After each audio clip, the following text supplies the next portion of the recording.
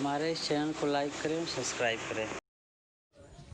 कब सेना ज्वाइन की थी और उसकी सेना से जुड़ने के बाद वो कब घर आए थे? पहली बार वो जब ज्वाइनिंग किया था वो सितंबर महीना का 2018 था। उस साल ज्वाइनिंग करने के बाद उन लोग को दानापुर में ट्रेनिंग के लिए लेके चला गया। दानापुर से वो 9 महीना के बाद वो ट्रेनिंग कंप्लीट होने के बाद आया, वही जुलाई 2019 में। फिर वहाँ से पहला पोस्टिंग हुआ उसका लद्दाख में। लद्दाख में पहला पोस्टिंग हुआ और वहाँ से छुट्टी के लिए एक बार आया था। दिसंबर 3 तारीख को पहुँचा था हम लोग के यहाँ। फिर घर से 27 जनवरी को निकला था। यही उसका लास्ट दर्शन था हम लोग के साथ। उसके बाद वो चला गया ड्यूटी में। आपको ये सूचना कब मिली कि ये हादसा हुआ है और इस तरीके की घटना हुई है? ये घटना मंगलवार रात की है। हम लोग खाना वाना खा के रेस्ट कर रहे थे, सो गए थे। हम लोग सोने के कगार में थे, माँ बाप लोग सो गए थे। हम थोड़ा ऑनलाइन में थोड़ा ये करने के चलते हम भी नहीं सोए थे। तब अचानक एक कॉल आया तो हम सोचे किसका फ़ोन है इतना रात में, कभी तो इतना रात में फ़ोन नहीं आता है। फिर हम घर के अंदर तो हम लोग का नेटवर्क का बहुत डिस्टर्ब करता है, तो हम बाहर निकले। तो बाहर निकल कर रिसीव किए, बोल रहे हेलो कहाँ से बोल रहे हैं बोल के। तो बोला हम लोग लद्दाख लेह से बोल रहे हैं। और मेरे को पूछा आप कहाँ से बोल रहे हैं, बोला हम तो अपना झारखंड जमशेदपुर से बोले। तो बोला ठीक है आपका गांव का नाम बोलिए। गांव का नाम कसाफलिया है। तो मेरे को पूछा क्या गणेश हंसदा को आप जानते हैं? हाँ गणेश हंसदा तो मेरा भाई है, मैं उसका बड़ा भाई हूँ और वो छोटा है। तो फिर मेरे को पूछा अभी आपके सामने कौन कौन है? मेरे सामने अभी कोई नहीं है, लेकिन घर में माँ है, बाप है, मेरा बीवी है और मैं हूँ।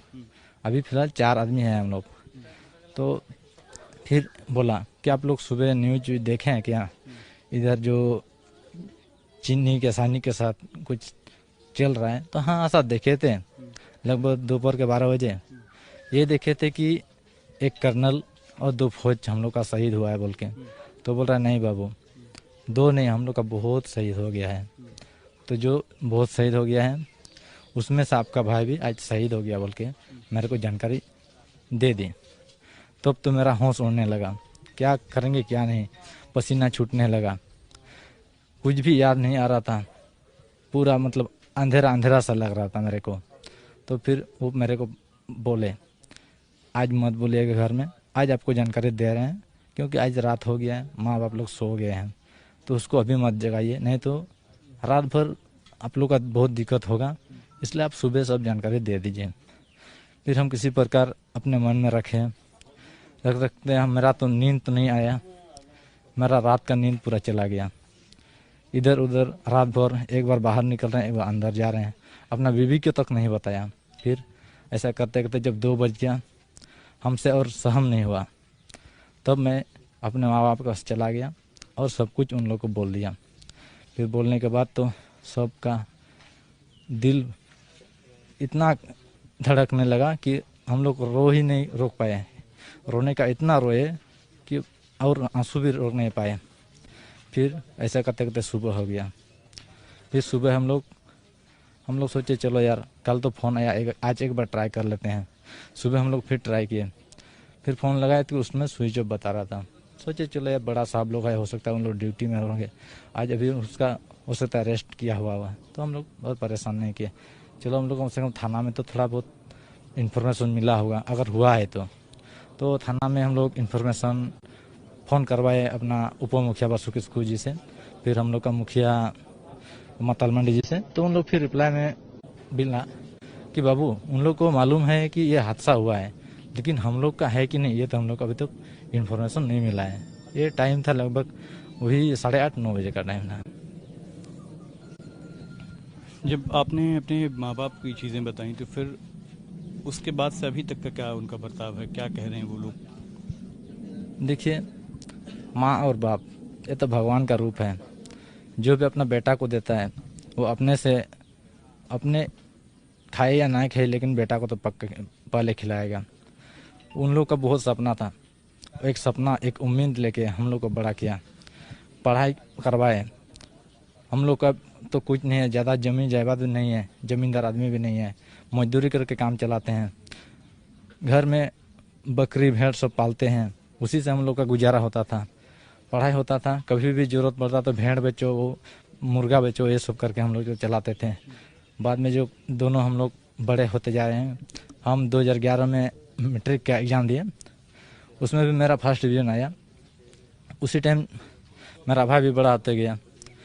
जब हम देखे कि दोनों को पढ़ाई में तो हम लोग का खर्च नहीं हो रहा है, तो मजबूरी में मेरे को पढ़ाई छोड़ना पड़ा और अपने भाई के ऊपर सब मिल के हम लोग उसको सपोर्ट किए, जितना हो सके उतना सपोर्ट किए, जितना चाहा उतना हम लोग उसको दिए, लेकिन वो हम लोग का भरोसा नहीं तोड़ा कभी। आज तक वो हम लोग के ऊपर, हम लोग जितना सपोर्ट किए उसका परिणाम हमेशा पॉजिटिव ही मिला है हम लोग को। लेकिन काल पुरसों जब ये हम लोग को रिपोर्ट मिला, तब तो हम लोग का पूरा सपना ही सपना चकनाचूर हो गया।